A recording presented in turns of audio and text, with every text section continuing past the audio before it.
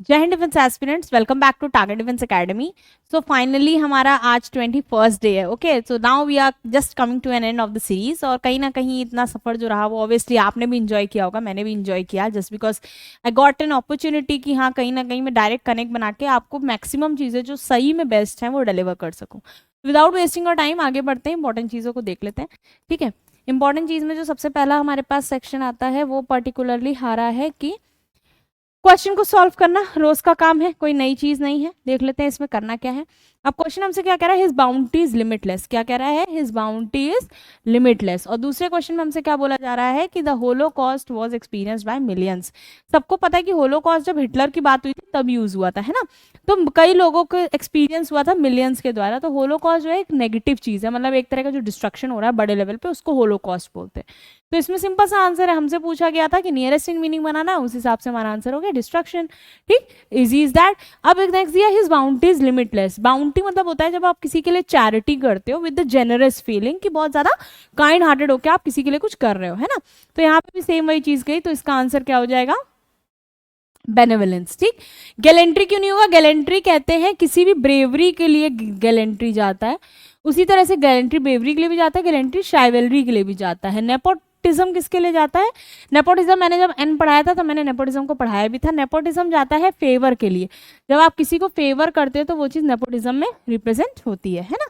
चलो अब नेक्स्ट आते हैं, नेक्स्ट दिया वो होलोकॉस्ट। होलोकॉस्ट का बता देते डिस्ट्रक्शन, ये इसका एंटोनिम हो जाएगा, तो एंटोनिम विल बी दिस। हमसे सिनोनिम पूछा गया तो आंसर क्या था, डिस्ट्रक्शन, है ना। अब हम देख लेते हैं कि इसका आंसर कैसे करेंगे। जैसे हम इसके आंसर पे आएंगे, हमारे पास क्वेश्चन दिया हुआ है the his bounty is limitless. तो हिज बाउंटी इज लिमिटलेस में आपसे क्या कहा जा रहा है कि आंसर क्या हो जाएगा, बेनोवेलेंस। मतलब मैंने समझा दिया था कैसे होगा। नेक्स्ट क्वेश्चन है his Holocaust was experience by million. Holocaust का मतलब होता है डिस्ट्रक्शन होना बहुत बड़े लेवल पे, तो यानी इसका सीधा सीधा सिनोनिम क्या चला गया, डिस्ट्रक्शन। वही आंसर में दिया हुआ है। अब देखते हैं नेक्स्ट क्वेश्चन क्या कह रहा है। नेक्स्ट हमसे कहा जा रहा है कि हमें क्वेश्चन में क्या करना है, हमें एंटोनिम अटेम्प्ट करने हैं। एंटोनिम जैसे ही बोलेगा, एंटोनिम में क्या कर रहा है, he is always obdurate in his behaviour towards the people, यानी लोगों की तरफ उसका जो बिहेवियर हमेशा ऑब्डुरेट रहता है। ऑब्डुरेट का मतलब होता है कि बहुत ज्यादा स्टबन रहता है, अपनी बात पे टिका रहता है, चेंज नहीं करता है। तो ऑब्डुरेट अगर स्टबन है तो यानी कि कौन सा इंसान जो फ्लेक्सिबल है वो कैसा होगा, हर किसी की बात सुन सकता है, तो वो इसका रियल एंटोनिम जा सकता है। Point number 1। Point number 2 is कि हमसे बोला गया Mohan always had profound respect for Sohan, यानी मोहन की हमेशा सोहन के लिए प्रोफाउंड रिस्पेक्ट थी। प्रोफाउंड मतलब बहुत ही अच्छे से वो रिस्पेक्ट करता था, ठीक है, यानी बहुत एक्सट्रीम लेवल पे जाकर रिस्पेक्ट करता था। तो इसका अपोजिट क्या हो सकता है कि सुपरफिशियल, यानी ऊपर ऊपर दिखावा ना करके बहुत डीप रूटेड करता था, और एंटोनिम क्या तो superficial. These are the answers for these questions. अब हम देखते हैं कि हम इसको सॉल्व कैसे करेंगे। हमसे क्या बोला गया है, ही इज ऑलवेज ऑब्डुरेट। अभी मैंने आपको बताया था ऑब्डुरेट का मतलब क्या होता है कि बहुत ज्यादा स्टबन होता है या अपने आप को चेंज नहीं करना चाहता। तो जो इंसान अपने आप को चेंज नहीं करना चाहता वो ऑब्वियस सी बात है वो कैसा हो जाएगा, वो ऑब्डुरेट हो जाएगा, ठीक, स्टबन हो जाएगा। नेक्स्ट पूछा गया था कि इसका अपोजिट, अब देखो कैलस पहले भी आ चुका है। कैलस का मतलब क्या होता है कि जब किसी के लिए आप बहुत ज्यादा रूड होते हो, यानी किसी के लिए सेंसिटिव नहीं हो, तो उसको हम कैलस बोलते हैं। देखो, हैविंग एन इनसेंसिटिव और क्रूअल डिसरिगार्ड फॉर अदर्स, ठीक है। उसी में आपसे पूछा गया है इनसेंसिबल नहीं, ऑब्नॉक्सियस। ऑब्नॉक्सियस बहुत इंपॉर्टेंट वर्ड है। ऑब्नॉक्सियस का मतलब क्या होगा कि बहुत ही ज्यादा अनप्लीजेंट है कोई चीज, बहुत ज्यादा अनप्लीजेंट जा रही है, तो हमने उसको क्या बोला, एबनॉक्सियस है। ठीक, बात खत्म हो गई। अब नेक्स्ट सेक्शन पे आते हैं। नेक्स्ट हमसे कहा गया प्रोफाउंड। प्रोफाउंड का मतलब डीप, बिल्कुल नहीं, एक्सट्रीम बिल्कुल नहीं, सुपरफिशियल मतलब एक प्रोफाउंड का मतलब क्या हो गया कि आप ऊपर ऊपर दिखावा कर रहे हो। सॉरी, प्रोफाउंड का मतलब हो गया कि आप लिटरली उस चीज को फील कर रहे हो, और इसका मतलब क्या हो गया, इसका मतलब आप ऊपर ऊपर दिखावा कर रहे हो। तो प्रोफाउंड मतलब कि कोई भी चीज वेरी ग्रेट और intense, deepest part of something, मतलब बहुत प्रोफाउंड तरीके से उसकी रिस्पेक्ट करते हो, है ना। तो उसका अपोजिट क्या हो जाएगा कि ऊपर ऊपर करो, दैट इज सुपरफिशियल। अब आ जाते हैं वोकैब बूस्टर पे, बहुत इंटरेस्टिंग है, प्लीज इसको हल्के में मत लिया करो, ठीक है, ये कहीं ना कहीं आपके लिए बहुत ज्यादा इंपॉर्टेंट हो जाता है। चले, अब आपके सामने क्वेश्चन सिंपल दिए हुए हैं। सिंपल सा क्वेश्चन में बोल रहा है कि आपको ये बताना है कि सिनोनिम्स किस तरह से आपको डील करना है, ठीक है। तो आपको सिनोनिम्स में क्या दिया गया, इनफ्यूरिएट वर्ड दिया है। इनफ्यूरिएट क्या कहता है, इनफ्यूरिएट जैसे ही हम आएंगे, इनफ्यूरिएट का मतलब होता है, this can be asked in a paper, sorry page आगे शिफ्ट हो गया ना, चलो पीछे कर लेते हैं, आ गए, ठीक। इनफ्यूरिएट मतलब होता है कि जब हम बहुत ज्यादा किसी को क्या करते हैं, गुस्सा दिलाते हैं, तो यहाँ पे एंगर दिलाते हैं। तो एंगर का जो एग्जैक्ट मीनिंग होता है वो बर्न तो होगा नहीं, थ्रेटन होगा नहीं, तो थ्रेटन भी काट दो। उसके साथ साथ हम जैसे आगे बढ़ेंगे, डिसग्रेस भी नहीं होगा, डिसग्रेस मतलब तो किसी को डाउन फील कराना, तो आंसर क्या हो जाएगा एनरेज। एनरेज मतलब क्या होता है एंगर, क्यों? क्योंकि सिनोनिम कर रहे हैं तो हमारे पास ये सेक्शन आ गया। अब क्लीन कर लेते हैं। नेक्स्ट हमें वर्ड दिया हुआ है prospective. Prospective is a very easy word, जिसमें से मतलब होता है कि बहुत ज्यादा फ्यूचर इवेंट के बारे में कोई चीज बताना। तो फ्यूचर इवेंट के बारे में कोई पॉजिटिव चीज बता रहे हो, ठीक है? तो फ्यूचर इवेंट के बारे में अगर पॉजिटिव चीज बता रहे हो तो क्या ऑप्शन है? प्रीसीडेड, प्रॉस्परस, परप्लेक्स्ड और पॉसिबल। परप्लेक्स मतलब अगर नहीं पता है तो देख लो क्या होता है, जब हम किसी कंफ्यूजिंग स्टेट में होते हैं तो हम उसे क्या बोलते हैं कि परप्लेक्स है, ठीक है? अब देखते हैं क्या दिया हुआ है। इनफ्यूरिएट दिया है। इनफ्यूरिएट जब देखेंगे तो बता दिया था प्रोस्पेक्टिव दिया है, यानी कि बहुत ज्यादा प्रॉस्परस सेंस में या पॉजिटिव सेंस में। प्रीसीडेड तो मतलब पीछे की बात कर रहा है, तो वो होगा नहीं। परप्लेक्स मतलब ऑब्वियसली कि कंफ्यूजन की बात है, तो वो भी वहां पे नहीं होगा। नेक्स्ट इज पॉसिबल, पॉसिबल भी नहीं होगा, आंसर विल बी प्रॉस्परस, है ना? तो आंसर क्या हो जाएगा? प्रॉस्पेरस हो जाएगा। अब आते हैं, जैसे ही हम इस क्वेश्चन को सॉल्व कर चुके हैं, अब हम देखते हैं कि हमारा नेक्स्ट क्वेश्चन हमसे क्या कह रहा है। नेक्स्ट क्वेश्चन सिंपली हमसे कह रहा है, देख लेते हैं। गिल्टी। गिल्टी का मतलब क्या हुआ कि किसी चीज के लिए बहुत गिल्टी, बुरा फील करना, बहुत ही ज्यादा अपॉलॉजी फील करना। तो इसमें हमें एंटोनिम करना है यानी अपोजिट। तो इनोसेंट, जो इंसान गिल्टी है, गलती की है, उसके अपोजिट वही तो होगा जो बहुत इनोसेंट है। तो इसका आंसर सीधा सीधा हो जाएगा इनोसेंट, सोचना ही नहीं है। इरिवरेंट का मतलब क्या होता है? जैसे हम इरिवरेंट की बात कर रहे हैं, इरिवरेंट का मतलब होता है कि जो नॉट फेमस, ठीक है? इग्नोरेंट का मतलब होता है, ये एंटोनिम हो जाएगा किसका? नॉलेज का, ठीक है? नॉलेज का एंटोनिम हो जाएगा इग्नोरेंट। और लास्ट दिया हुआ इमेच्योर, इसका क्या हो जाएगा? मैच्योर या फिर इन्फेंट। लगे हाथ आपको सारे बता दिए। अब देखिए ब्रेव दिया हुआ है। ब्रेव के लिए अगर हम कोई सिनोनिम यूज करते हैं तो वो क्या हो जाता है? शाइवेलरी। और दूसरा क्या हो जाएगा? गैलेंट्री, ठीक है? बात यहाँ खत्म हो गई। अब नेक्स्ट देखते हैं, ब्रेव है तो सॉरी। सॉरी का तो कोई मतलब ही नहीं बनता है यहाँ पे। टिमिड का भी कोई मतलब नहीं बनता है। बात क्या बची? बोल्ड या बॉइस्टरस। तो ब्रेव यानी होता है कि बहुत ज्यादा क्या है, कोई ब्रेव है। ब्रेव कहने का मतलब कि बहुत ज्यादा स्ट्रांग है। तो ब्रेव अगर है तो बोल्ड जो है वो ब्रेव भी होगा, यानी जिसको सामने से किसी को भी कुछ कह सकता है वो बोल्ड ही है एक तरह से। तो ये इसका क्या हो जाएगा? सिनोनिम हो जाएगा। इंपॉर्टेंट वर्ड आपके लिए बॉइस्टरस हो जाता है और टिमिड हो जाता है, जिसमें से आंसर क्या हो जाएगा? टिमिड, ठीक है? तो यहाँ पे क्लियर हो गया। अब नेक्स्ट देखते हैं क्या दिया हुआ है।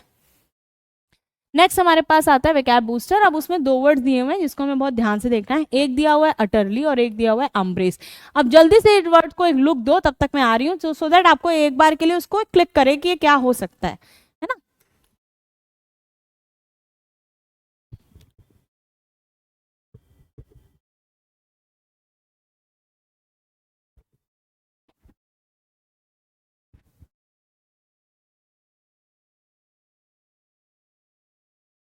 चले, अब अगर हम जैसे देखेंगे कि हम इन वर्ड्स को अगर देखें कि इसका मीनिंग क्या हो सकता है, तो सिंपल दिया हुआ है अटरली। अटरली में मतलब क्या है कि किसी चीज को पूरी तरह से करना। तो कंप्लीटली कर रहे हो, एंटायरली कर रहे हो, उसके साथ साथ आपके पास क्या आ गया? एक्सट्रीमली, यानी हर एक लेवल पे जाके कर रहे हो, और उसके साथ होली यानी पूरी तरह से कर रहे हो। उसी के एंटोनिम जाएंगे तो डिफिशियंट हो गया, यानी डिफिशियंसी है किसी चीज की। देन इनकम्प्लीट हो गया कि इनकम्प्लीट वे में कर रहे हो, या फिर इनसफिशियंट या पार्शियल। तो ऑब्वियसली ये सारे इसके क्या हो जाएंगे? एंटोनिम हो जाएंगे। हमारे पास आता है अम्ब्रेज। अम्ब्रेज का सिनोनिम क्या होगा? रिसेंटमेंट। रिसेंटमेंट मतलब खट्टापन, यानी किसी चीज को रिसेंट करना, इग्नोर करना, एक्सेप्ट ना करना। दूसरा वर्ड क्या कह रहा है? बिटरनेस। बिटरनेस मतलब होता है ऑब्वियसली किसी चीज के लिए खट्टापन है, यानी किसी के रिश्तों में दरार आ जाना। डिससेटिस्फैक्शन मतलब आप सेटिस्फाइड नहीं हो किसी काम से। और ऑफेंस मतलब किसी चीज को ऑफेंड करना, नकारना, ठीक? उसी का एंटोनिम क्या हो जाएगा? ऑब्वियसली बात है, किसी से सिंपथी रख रहे हो, किसी से लगाव रख रहे हो। Next is goodwill. गुडविल मतलब किसी का भला चाह रहे हो। नेक्स्ट दिया हुआ है Amity. Amity is again an important word. Amity नाम से यूनिवर्सिटी भी है। तो एमिटी का मतलब क्या होता है? जिसको आपसे लगाव होता है या किसी तरह की अटैचमेंट होती है। एसटी मतलब बहुत ज्यादा रिनोन, बहुत ज्यादा नामी इंसान, है ना? चलो, अब आगे देख लेते हैं। हमारे पास use of words in sentence है। टी के लिए बिल्कुल नहीं घबराना है, टी बहुत छोटा है और उसी को कवर करेंगे। अनटेनेबल सॉरी, यू बहुत छोटा है, उसको कवर करेंगे। टी बिफोर वाले में हो चुका है, यानी 19th वाले में आपके पास टी दिया होगा, ठीक है? अनटेनेबल दिया हुआ है। Your arguments are untenable because they have no bearing of the subject. पहली बात तो अन आ गया, अन अपने आप में नेगेटिव होता है। उसके बाद ये भी बोल दिया कि your arguments are untenable because they have no bearing on the subject, यानी कि कोई बियरिंग, कोई सब्जेक्ट को रिफ्लेक्ट ही नहीं कर रहे। तो अनटेनेबल है। अनटेनेबल मतलब अनसपोर्टेबल है, अनसपोर्टेबल मतलब किसी बात को सपोर्ट ही नहीं कर रहे हैं। नेक्स्ट वर्ड दिया हुआ है अनब्रिडल्ड। अनब्रिडल्ड क्या दिया है? The city is torn with unbridled violence because of communal रियॉर्ड्स।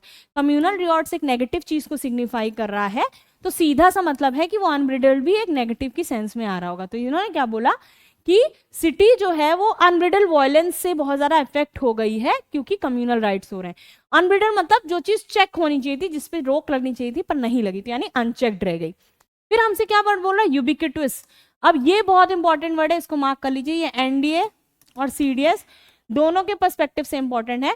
Sentence क्या कह रहा है? Dogs are ubiquitous in every Indian street, यानी कि क्या है? हर जगह। ऑब्वियस बात है, हर स्ट्रीट पे डॉग दिख रहा है तो वो क्या है? प्रेजेंट एवरीवेयर या ओमनी प्रेजेंट। ये भी बहुत पूछा जाता है, इसको भी आप इंपॉर्टेंट मार्क कर लीजिए, ये पूछ सकते हैं आपसे, ठीक है।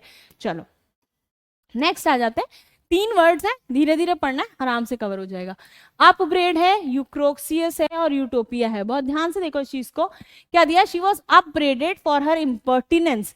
इम्पर्टिनेंस again is an important word, इसको स्टार लगाइए। इसमें दिया है शी वॉज अपब्रेडेड। अपब्रेडेड मतलब क्या होता है कि उसको उसकी बुरे, यानी कि ये वर्ड नेगेटिव है इम्पर्टिनेंस, तो यानी नेगेटिव चीज के लिए अपग्रेड किया गया। तो नेगेटिव चीज के लिए तारीफ तो करेंगे नहीं, तो अपग्रेड ही करेंगे। अपग्रेड मतलब क्या किया? डांटा गया या रिप्रोच किया गया, यानी उसको बुलाया गया, उससे पूछा गया, ठीक। यूक्सोरियस दिया हुआ है। Uxorious husbands are not acceptable in the world of man. तो uxorious husbands are not acceptable in the world of man, यानी कि वो ऑब्वियस सी बात है कुछ ऐसा रहा होगा जो कि फीमेल के लिए अच्छा कर रहा होगा, तभी तो आदमियों की जिंदगी में यानी आदमियों की दुनिया में उसको एक्सेप्ट नहीं किया जाएगा। तो यूक्सोरियस मतलब क्या हुआ? जो डिवोटेड टू वंस वाइफ, यानी अपनी वाइफ के लिए वो कॉन्ट्री कर रहा है, ठीक है। Utopia is again an important word, इसको भी मार्क कर लीजिए। ये एनडीए और सीडीएस दोनों में पूछा जा चुका है। क्या कह रहा है देख लो। Those who think of the world free from violence are living in utopia, यानी कि वो एक वहम में रह रहे हैं जिन्हें लगता है कि जो वर्ल्ड है वो वायलेंस से फ्री है। तो वायलेंस से फ्री तो नहीं है, तो यानी क्या है? इमेजिनरी वर्ल्ड को बोलते हैं यूटोपिया, ठीक है। अब आते हैं नेक्स्ट पे। जैसे हम क्लीन करेंगे हमारे पास नेक्स्ट सेक्शन आ जाता है। नेक्स्ट दिया हुआ है असर्पेशन, अम्ब्रेज और अल्टीरियर। अभी आप देखोगे ये वर्ड आपको मैक्सिमम टाइम रिपीटिंग मिलेगा। अम्ब्रेज का मतलब क्या होता है? He considered his remark exceptional and took umbrage at them। जब वो एक्सेप्शनेबल थे, ठीक है, तो यानी कि वो एक्सेप्टेबल ही नहीं थे, यानी वो एक्सेप्शन थे, इस तरह के रिमार्क होने नहीं चाहिए थे, तो ऑब्वियसली वो उनके खिलाफ एक्शन लेगी। तो जब एक्शन लेगी तो क्या हो जाएगा? रिसेंटमेंट करना या फिर एंगर आएगा उसको, है ना। अब नेक्स्ट वर्ड क्या कह रहे हैं? अल्टीरियर कह रहे हैं। अल्टीरियर आपसे क्या कह रहा है? सिंपली अल्टीरियर कह रहा है कि she could not see through ulterior motives. She could not see through ulterior motives of her mother in law and came to grief, यानी कि वो अपनी मदर इन लॉ के अल्टीरियर मोटिव्स को नहीं देख पाई और बहुत ज्यादा ग्रीफ में चली गई। तो अल्टीरियर मोटिव्स मतलब हिडन मोटिव्स को नहीं देख पाई या अनस्टेटेड मोटिव्स को नहीं देख पाई, यानी कि जो छुपे हुए उनके पीछे जो उनके रीजंस थे उनको वो नहीं देख पाई और बहुत ज्यादा दुखी हो गई इस बात से, ठीक है। चलो अच्छा, इसमें से कुछ वर्ड और तो नहीं रह गए? असरपेशन रह गया है ना। एक बार देख लेते हैं। द मिलिट्री लीडर जो है वो charge with usurpation of the throne. तो चार्ज लगाया गया, मैंने पहले ही बोला है जब चार्ज लगाया जाता है तो वो नेगेटिव हो जाता है। तो असरपेशन मतलब एक्ट ऑफ सीजिंग पावर, यानी जो मिलिट्री लीडर था उसने पावर को सीज कर दिया, यानी अपनी ताकत को रोक दिया। किस लिए? जब उसको थ्रो कर दिया गया। अब थ्रोन कर दिया गया ऑब्वियस बात है, मतलब उसको अपनी जगह से हटा दिया गया। ओके, तो now coming to the next sentence we have unearth. Unearth is not of Hindi word, unearth is जो नहीं होना चाहिए, this is unearth. Okay, next is unkempt and the third is unilateral. ये तो नॉर्मल वर्ड है, ये important हो जाता है, ये हो जाता है, ये तो आप कर लोगे। यूनिलेटरल मतलब एक ही तरफ। He objected to the unilateral decision of his partner to enter into an agreement with the third party। तो उसने एक्सेप्ट ऑब्जेक्ट करा। ऑब्जेक्ट करा कैसा? यूनिलेटरल। यूनिलेटरल मतलब जो एक ही तरफ से सोचा जा रहा है। तो यूनिलेटरल मतलब जो एक तरफ से सोचा जा रहा है। जैसे हमारे जो इंटरनेशनल रिलेशंस होते हैं, जब हम किसी पर्टिकुलर रिसर्च में जाते हैं या हमारे देश से कोई स्टेट विजिट पे जाता है दूसरे देशों में, तो क्या बोलते हैं हम सिंपली ये बोल देते हैं कि वहां पे वो क्या गए हैं? वो बायलेटरल मीटिंग के लिए गए। बायलेटरल मतलब दोनों तरफ की बातों को रखा जाएगा, लेकिन यहाँ पे वन साइडेड मतलब एक ही तरफ की बात डोमिनेट कर रही है। अनकेम्प्ड आ जाता है। अनकेम्प्ड हमसे क्या कह रहा है? When he came out of the police station he looked shaken and unkempt. मैंने कहा था एंड के माध्यम से अगर कोई दो वर्ड जुड़े हैं तो then these two words are equally meaning in the same sense. तो this is a negative point, क्योंकि वो शेकन हो गया, वो एकदम नर्वस हो गया, तो अनकेम्प्ड भी कैसा होगा? नेगेटिव होगा। इसका मतलब क्या हो गया? डिसवेल्ड हो गया या अनटाइडी हो गया। तो ये भी स्टार लगा लीजिए, आपसे पूछा जा सकता है। अब आते हैं अपने नेक्स्ट सेक्शन पे। नेक्स्ट हमसे क्या कह रहा है? अनर्थ कह रहा है, सॉरी अनर्थ हमसे देखिए क्या कहने की कोशिश कर रहा है, अनर्थ जो है वो कह रहा है the police were able to unearth the cause of murder only after sustained interrogation.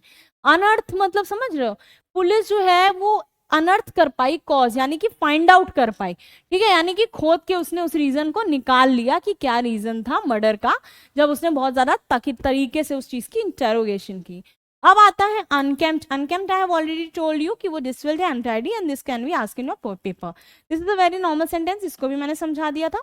अब आते हैं अपने नेक्स्ट सेंटेंस पे। नेक्स्ट हमारे पास दिया हुआ है unequivocal. Now this is very important, आपसे इक्विवोकल भी पूछ सकते हैं, लेकिन अन लग गया यानी कि नेगेटिव सिग्निफाई कर रहा है। इक्विवोकल मतलब बराबर से आवाज उठाना। तो यहाँ बोला India has declared in unequivocal terms that she would not like third party mediation on Kashmir issue। यानी वो नहीं चाहती कि कोई तीसरी पार्टी कश्मीर इशू के मतलब बात के बीच में आके बोले। तो यानी कि अनइक्विवोकल मतलब ऑब्वियस है, कोई चीज ऑब्वियस है या चीज बहुत क्लियरली जस्टिफाई कर दी या बता दी है, ठीक। नेक्स्ट आपको दिया हुआ है अनसेवरी।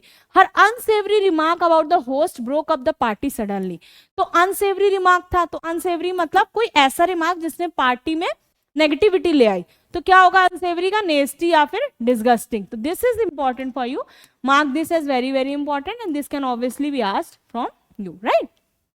अब लास्ट है, एकदम पेशेंस के साथ करना है, इतना स्ट्रेस नहीं लेना है। अनरूली बोल रहा है। अनरूली क्या कह रहा है, her unruly behaviour in the class annoyed the teacher. उसका जो अनरूली बिहेवियर है क्लास में, उसने टीचर्स को बहुत अनॉय किया। तो अनरूली था तो मतलब अच्छा नहीं रहा होगा, तभी तो टीचर्स अनॉयड हुए। तो अनरूली मतलब अनमैनेजेबल। अनमैनेजेबल मतलब जिसको कंट्रोल ही नहीं किया। जैसे छोटे बच्चे होते हैं प्री प्राइमरी वगैरह में, बहुत अनकंट्रोलेबल होते हैं, उनको आप नहीं बोल सकते कि आपने बोल दिया बैठ जाओ तो बैठ जाएंगे, इधर उधर भागते रहते। That is unruly behaviour, right. चलो अब आ जाता है आपका सबसे favourite section, that is mock test. अब देखते हैं मॉक टेस्ट में क्या करना है। जल्दी से आपके सामने स्क्रीन पे क्वेश्चन है, सॉल्व करिए, जल्दी कोशिश करिए।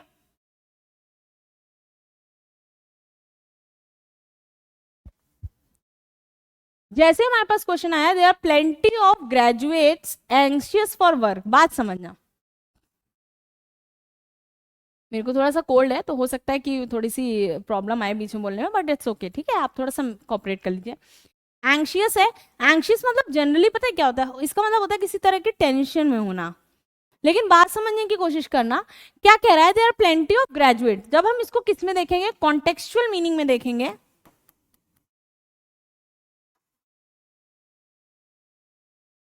तब चीजें बदल जाएंगी। और ये कब का पेपर है, CDS 1 2023 का, ठीक है। तो बहुत ध्यान से इस चीज को देखना है कि हमसे क्या कहा जा रहा है। There are plenty of graduates anxious for work. तो एंशियस है मतलब, अब उसमें तो लगना चाहिए कि टेंशन है, लेकिन कंपोज तो कोई मतलब नहीं बन रहा टेंशन से। इंडिफरेंट तो मतलब जिसको फर्क ही नहीं पड़ता। प्रोमिनेंट का कोई मतलब नहीं, तो आंसर क्या हो जाएगा, ईगर। और अगर इसको दूसरे वे में देखो, तो एलिमिनेशन से किया, तो plenty of graduates anxious for work मतलब वर्क के लिए बहुत एंशियस है, मतलब कई वर्क उनको मिल जाए, तो यानी ईगर है। ईगर क्यों हुआ, क्योंकि हमें नियरेस्ट इन मीनिंग करना था। नेक्स्ट क्वेश्चन देखते हैं। नेक्स्ट क्वेश्चन आपके सामने बहुत सिंपल सा दिया हुआ है। The power of the monarch was circumscribed, sorry, the power of the monarch was circumscribed by the new law. यानी कि जो पावर थी मोनार्क की, वो सर्कमस्क्राइब कर दी गई। तो सर्कमस्क्राइब करके अगेन एन इंपॉर्टेंट क्वेश्चन, अगर आपको सर्कमस्क्राइब का मतलब नहीं पता तो आप इस क्वेश्चन को नहीं कर पाएंगे। अब इसमें पूछा गया क्या है, सर्कमवेंट कर दी गई, नोटिफाई कर दी गई, नेचुरलाइज कर दी गई, या कॉन्स्ट्रेन कर दी गई। तो ऑब्वियसली बात है, किसी पावर को आप क्या कर रहे हो, सर्कमस्क्राइब कर दे रहे हो, यानी कि कहीं ना कहीं कम कर दे रहे हो उसकी वैल्यू। तो answer of this question will be answer in the comment section by you people, ठीक है। चलिए नेक्स्ट क्वेश्चन आता है हमारे सामने। नेक्स्ट क्वेश्चन, मैंने हमेशा बोला मैं एक क्वेश्चन आपको एक थॉट के लिए देती हूँ। We caught him eavesdropping outside the window. यानी कि वो ईव्स ड्रॉपिंग यानी कि आराम से सोच रहा होगा किसी चीज को, या वो wandering aimlessly, talking loudly, listening secretly, या रिफ्लेक्टिंग कामली। तो ये बहुत इंपॉर्टेंट हो जाता है हमारे ईव्स ड्रॉपिंग। अब ईव्स ड्रॉपिंग का मतलब होता है, जल्दी से इस क्वेश्चन को सॉल्व करके दिखाइए, तब देखते हैं कि आपको कितना आता है कितना नहीं, जल्दी से, ठीक है। कमेंट सेक्शन में आंसर बताइए, I am waiting for your answer.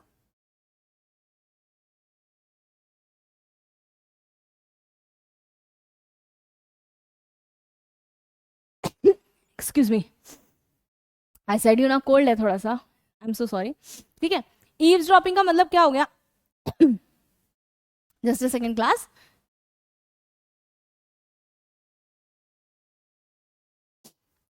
Sorry.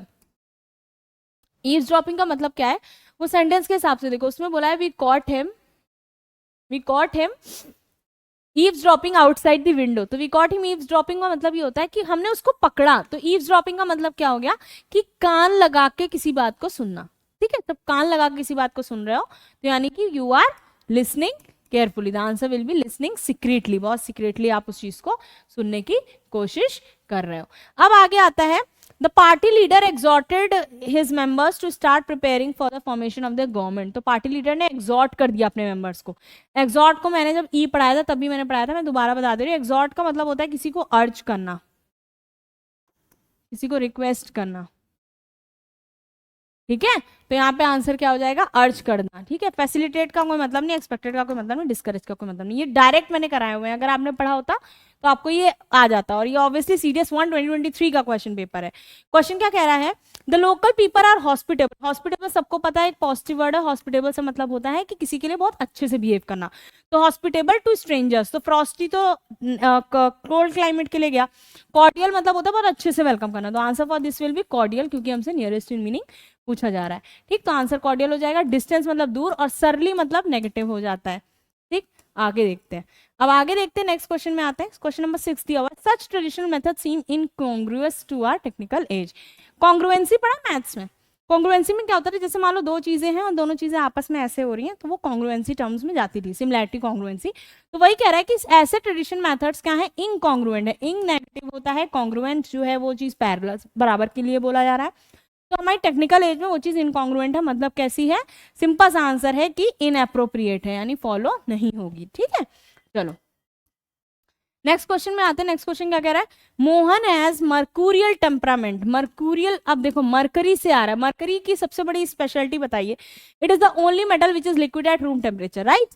तो इसी वजह से आप लिक्विड है, यानी कि वो अपने नॉर्मल चीजों को बियर नहीं कर रहा है, और उसका क्या होगा, टेम्परेचर राइज कर रहा है। तो मर्कूरियल टेम्परामेंट मतलब कि जो अचानक से क्या करता है, जैसे मरकरी, आप एक्सपेरिमेंट करो, अचानक से वो ऊपर जाता है, नीचे लेवल जाता है मरकरी का ना, जब किसी चीज को मेजर करते हैं। तो इसका मतलब क्या हुआ, सिंपल है, जो आपके थर्मामीटर होते हैं, थर्मोमीटर या फिर जिससे आप अपना टेम्परेचर नापते हो बॉडी का, तो उसमें मरकरी होता है, तो वो ऊपर नीचे जाता है अकॉर्डिंग टू बॉडी फ्लक्चुएशन। तो यहाँ पे भी उसी सेंस में जा रहा है। मर्कूरियल मतलब होता है कि चेंज होता रहेगा, चेंज इंड्यूस रहता है।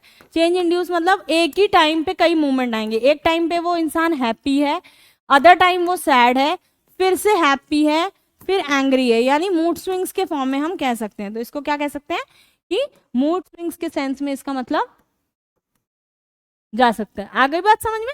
चलो अब नेक्स्ट देखो क्या कह रहा है, तो आंसर इसका क्या हो जाएगा। अब मर्सीफुल तो मतलब किसी पे दया दिखाना, तो this can not be the answer. Next agreeable दिया है, तो इसका भी आंसर नहीं होगा। प्लेजेंट भी नहीं। वोलेटाइल क्यों होगा, वोलेटाइल कौन सी चीज होती है, याद करो केमिस्ट्री के टर्म में अगर मैं देखूं तो वोलेटाइल वो चीज होती है जो तुरंत अपने सरफेस को छोड़ के ऊपर हवा में मॉइस्चर में मिल जाती है। तो वोलेटाइल यानी कि वो एक जगह टिक नहीं रही है, और मर्कूरियल में भी वही है कि वो एक मूड में टिक नहीं रहा। तो answer will be volatile. Now coming to the next question हमारे सामने है, इट इज ऑब्लिगेटरी। ऑब्लिगेशन में मैंने पहले ही बताया है, ऑब्लिगेशन जैसे ही आएगा, जैसे ही ऑब्लिगेशन की बात आएगी वहां कंपल्शन आ जाता है। तो इसमें क्या बोला गया, it is obligatory for all employees to wear protective clothing. तो ये ऑब्लिगेटरी है सारे एम्प्लॉयज के लिए कि उनकी प्रोटेक्टिव क्लोथिंग हो। तो ऑब्लिगेटरी है मतलब क्या है, एसेंशियल है, ऑप्शनल है नहीं, इलेक्टिव है नहीं, वॉलेंट्री है नहीं। ऑप्शनल और वॉलेंट्री, अगर इसको और इसको देखा जाए तो ये दोनों सिनोनिम ना होके एंटोनिम हो सकते थे, ठीक है। लेकिन हमसे सिनोनिम पूछा गया तो वो क्या हो जाएगा, essential. Now coming to the next question. Next question front of us is, she has a genetic predisposition to liver disease, यानी कि उसमें जेनेटिक प्रीडिस्पोजिशन है, पहले से वो चीज है कि वो लिवर डिजीज उसके में है। तो प्रीडिस्पोजिशन मतलब कि कहीं ना कहीं उसमें उस चीज को लेके वल्नरेबिलिटी है, ठीक है, किस चीज को लेके, लिवर डिसीज को लेके।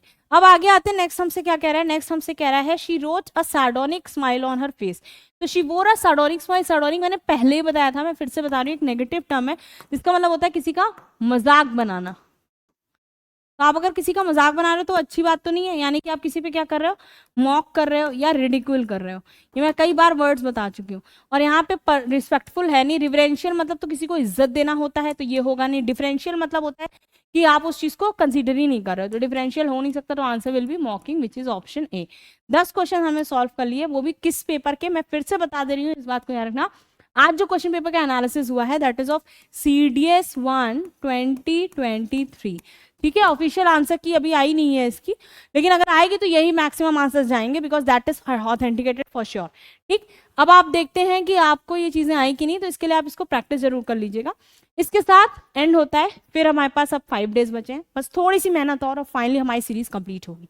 आफ्टर दैट कुछ नई चीजों के साथ आएंगे, लेकिन पहले बहुत इंपॉर्टेंट है कि आपको जितना दिया गया है एटलीस्ट उतना कंप्लीट करिए। ओके, तो तब तक आप लोग अपना आराम से मेहनत करिए। टिल दैट टाइम, जय हिंद, जय भारत, थैंक यू।